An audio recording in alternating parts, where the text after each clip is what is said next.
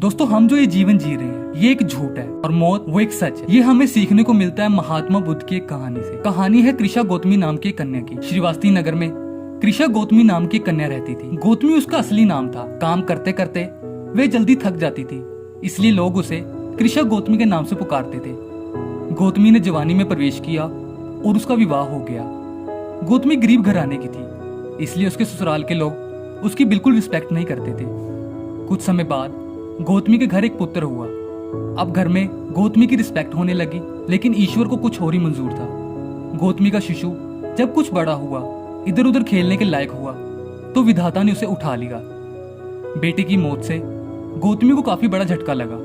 वो अपने बेटे को अभी भी जिंदा ही समझ रही थी। गौतमी अपने मुर्दा बेटे को गोद में लेकर घर घर दवा मांगती फिरने लगी। लोग ताली बजाकर हंसी ठट्ठा करते हुए कहने लगे, पगली, कभी मरे हुए की दवा होती है। किसी भले आदमी को गौतमी पर दया आ गई। उसने सोचा कि इसमें इस बेचारी का क्या दोष है।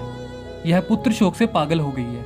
इसकी दवा महात्मा बुद्ध को छोड़कर और कोई व्यक्ति नहीं कर सकता। तुम बुद्ध के पास जाकर उनसे पूछो। गौतमी अपने शिशु को गोद में लेकर जहां बुद्ध पालथी मारकर बैठे थे वहां पहुंच गई। प्रणाम कर कर बोली, महाराज, मेरे पुत्र को दवा दीजिए। बुद्ध ने कहा, तूने अच्छा ही किया जो यहाँ चली आई। देख, तू इस नगर में से जिस घर में से भी किसी की मौत ना हुई हो, सरसों के दाने मांग कर ला, फिर मैं तुझे दवा दे दूंगा। बुद्ध की बात सुनकर गौतमी बहुत खुश हुई और सरसों के दाने लाने के लिए वो नगर में चली गई। पहले घर में जाकर उसने बेनती की कि देखिए, बुद्ध ने मुझे आप लोगों के घर से सरसों मांग कर लाने को कहा है। आप लोग सरसों देने की कृपा करें। गौतमी के शब्द सुनकर एक आदमी झट से घर में से सरसों के दाने लाया और गौतमी को दे दिए। गौतमी ने पूछा, पहले ये बताइए कि इस घर में किसी की मौत तो नहीं हुई। यह सुनकर घर के लोग हैरानी से कहने लगे, गौतमी, यह तू क्या कह रही है? यहाँ कितने आदमी मर चुके हैं, इसका कोई हिसाब है? गौतमी ने कहा, तो मैं आपके घर से सरसों नहीं लूंगी। गौतमी दूसरे घर चली गई। सब जगह उसे वही जवाब मिला। उसने समझा कि शायद सारे नगर में यही बात हो। उसे एकदम ध्यान आया कि बुद्ध ने शायद जानबूझकर ही मुझे सरसों मांगने के लिए भेजा है। वह जल्दी ही अपने मरे हुए बेटे को नगर के बाहर शमशान में लेकर गई।